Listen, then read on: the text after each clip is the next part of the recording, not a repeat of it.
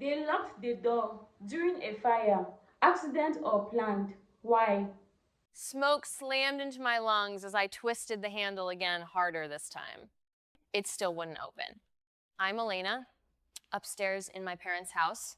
My 8-year-old daughter choking behind me as the room fills with black smoke faster than it should. I start pounding on the door, screaming for my mom, for my brother, anyone but the hallway stays silent except for footsteps. Right outside, not rushing, not panicking, just standing there. Before we continue, please hit the like button, subscribe to the channel, and turn on the notification bell for updates. They locked us in, I whisper, the realization hitting before I can stop it. They actually locked us in. My daughter collapses to her knees, gasping, clawing at my arm. Then a voice comes through the door. Calm, controlled. Stop, don't touch the door. For a second, I don't respond because that tone doesn't match what's happening. There's a fire. My daughter is choking, and my brother is telling me not to touch the door. Marcus? My voice cracks, raw from the smoke already clawing down my throat. I press my palm flat against the wood, feeling heat pulsing faintly through it. Open it, now. No answer. Just the faint shift of his weight on the other side. Close enough that I can hear it, close enough that he can hear Lily coughing sharp, wet, desperate sounds that no one could ignore. Unless they were choosing to. Mom! I shout next, louder, panic breaking through. Mom, please, she can't breathe! The silence that follows isn't empty. It's deliberate. Behind me, Lily lets out a thin, shaking cry and tries to stand, but her legs give out. I drop to the floor beside her, pulling her against me, forcing both of us lower where the air is barely clearer. It's okay, baby. Stay down. Stay with me, I whisper, even as my eyes keep flicking back to the door. This doesn't make sense. Fires don't just start upstairs, not like this, not this fast. And doors don't lock themselves from the outside. I scramble back up and twist the handle again, harder, rattling it until the metal bites into my palm. Marcus, if this is some kind of mistake, fix it. A pause. Then his voice again, closer now, quieter.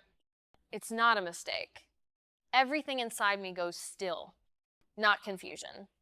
Not panic. Certainty. And as the smoke thickens, swallowing the room inch by inch, one thought pushes through everything else. If this isn't a mistake, then why are they still standing out there? The worst part isn't the heat.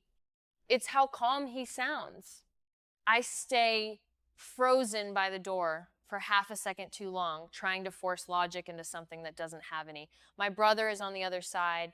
My mom is somewhere in this house. There's a fire spreading fast enough to choke us out in minutes. And no one is opening the door.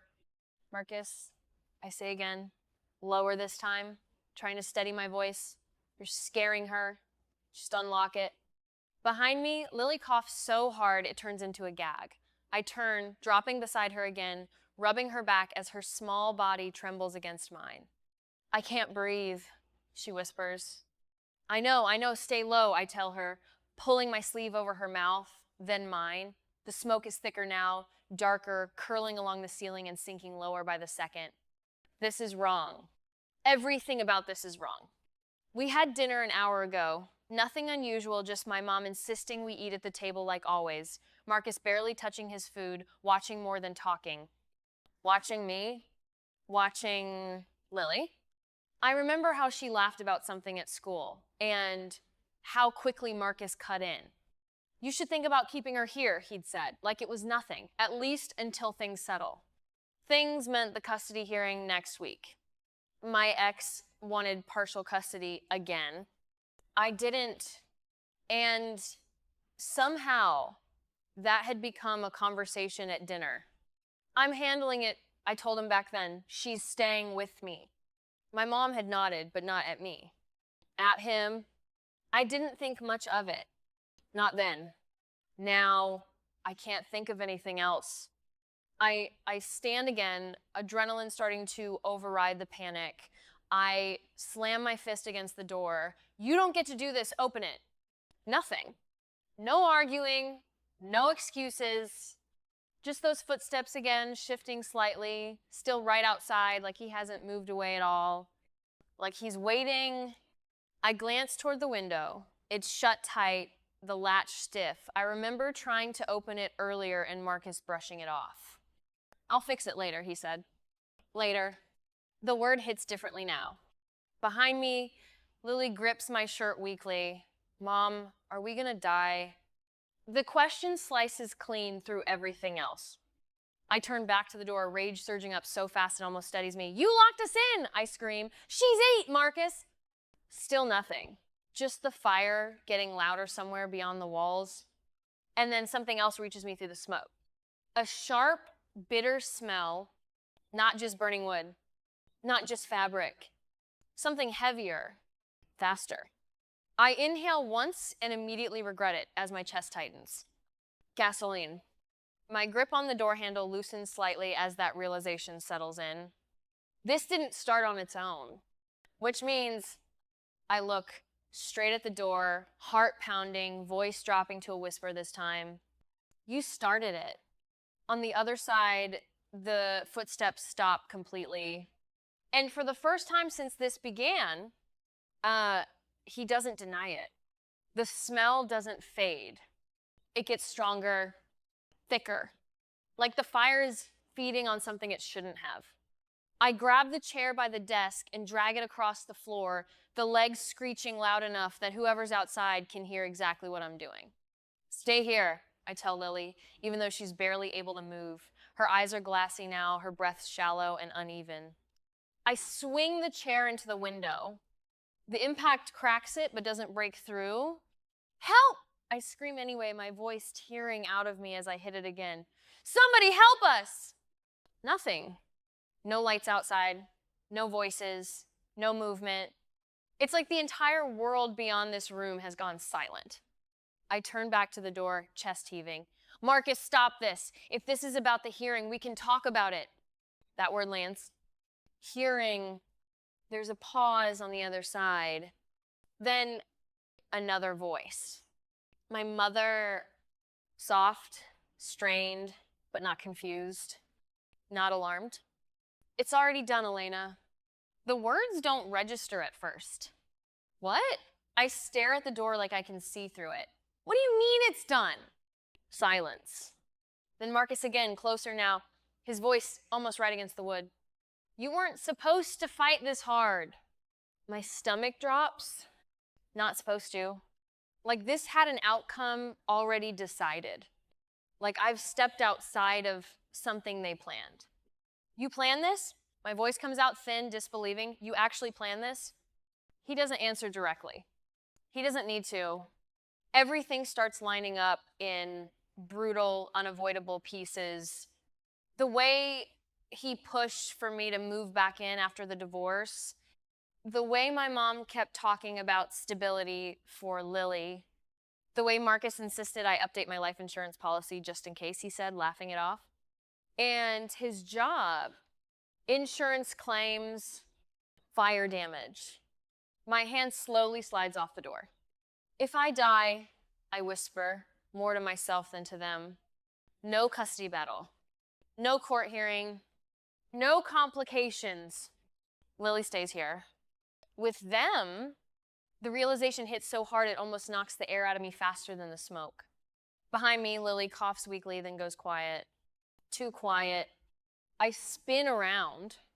She slumped sideways now, her head barely held up, her breathing uneven, slowing.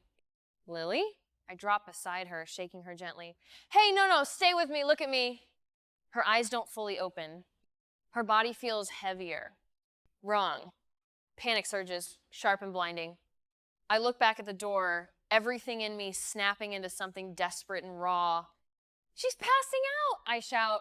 Marcus, if you wanted me, fine, but she didn't do anything. For the first time, there's hesitation, a shift. Then my mother again, barely audible. Marcus. And then him, flat, decisive. It's time. It's time. The words don't sound rushed. They sound scheduled, Like whatever window he planned for this, whatever version of events he expected has finally arrived. Behind me, the fire answers with a deep, cracking roar from somewhere in the hallway. Heat pushes through the walls now, no longer distant, close enough that the air itself feels tight, stretched. I don't have time to argue anymore. I grab the broken chair leg and jam it into the gap near the door latch, forcing it in with both hands. The wood splinters slightly, the frame groaning, but it doesn't give. Not enough. This door isn't just locked. It was meant to stay locked. I stagger back, coughing hard, eyes burning as the smoke drops lower. I can barely see the ceiling anymore. Everything above us is turning black. Think. My gaze snaps to the window again. The latch? Earlier today, I remember it clearly now. I tried to open it for fresh air and it stuck halfway. Marcus walked over, tested it once, then smiled. I'll fix it later. Later, I drag the mattress off the bed, muscles screaming as I heave it upright and slam it against the cracked glass. Once, twice. On the third hit, the window shatters outward, shards scattering into the dark outside. Cold air rushes in, and the fire surges with it. The flames behind us flare violently, feeding on the oxygen. The room brightens in a flicker of orange, shadows jerking across the walls. I don't hesitate. I lift Lily into my arms. She's limp now, her head rolling slightly against my shoulder, her breathing barely there. Stay with me, I whisper, even though I don't know if she can hear me. I climb onto the sill and look down. Second floor. Grass below, but hard, uneven. Too high to land clean while holding her. Too risky. Behind me, a sound. A click. I turn. The door handle moves. Slowly, carefully. The lock disengages. The door creaks open just enough to reveal the hallway beyond, lit by flickering firelight. And Marcus standing there like he's been waiting for this exact moment. Untouched. No smoke on him, no panic in his face. Just that same controlled, measured expression. Like he's evaluating an outcome. Our eyes lock. I tighten my grip on Lily. What are you doing? My voice shakes, but I don't step down from the window. He tilts his head slightly, glancing past me at the broken glass, then back at Lily in my arms. Calculating. Always calculating. Then he steps forward just one step into the doorway and says, almost conversationally, if you jump, he pauses, eyes settling on Lily. She won't make it. The fire crackles louder behind me. The drop waits below. And the only way out is through him. For a second, everything narrows down to a single choice. The fire behind me. Marcus in front of me. Lily in my arms. And the quiet certainty in his voice, like he's already decided how this ends. He didn't rush to open the door. He waited. Timed it. Controlled it. This was never about saving us. It was about deciding how we died. I tightened my grip around Lily, forcing myself to look straight at him. You were gonna let her die, I say, my voice breaking under the weight of it. Marcus doesn't flinch. She wouldn't remember it, he replies. No hesitation, no emotion, just a conclusion he's already accepted. Behind him, I catch a glimpse of my mother in the hallway, half hidden, her face pale, eyes wet, but she doesn't move forward. She doesn't stop him. She just stands there, and that tells me everything I need to know. A distant sound cuts through the crackling fire. Sirens, faint, but real. Marcus hears it too. For the first time, something shifts in his expression. Small, controlled, but it's there. This isn't going exactly how he planned. That's all I need. I don't answer him again. I turn and jump. The impact slams through my legs and knocks the air out of my chest in one violent burst. Pain explodes upward, but I don't let go of Lily. I roll, twisting my body to shield her as we hit the ground. For a second, I can't breathe. Then I force air back into my lungs and push myself up. Lily, stay with me. She's limp. But they're a faint, fragile breath. Relief hits just as hard as the pain. Around us, lights flick on in neighboring houses. A door slams somewhere. Voices rise, confused, alarmed.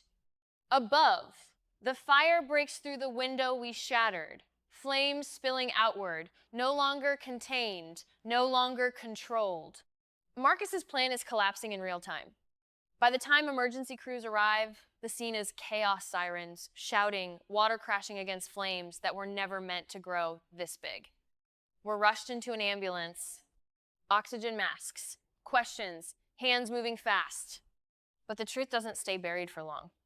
Investigators pick through what's left of the house and find everything he thought he could hide.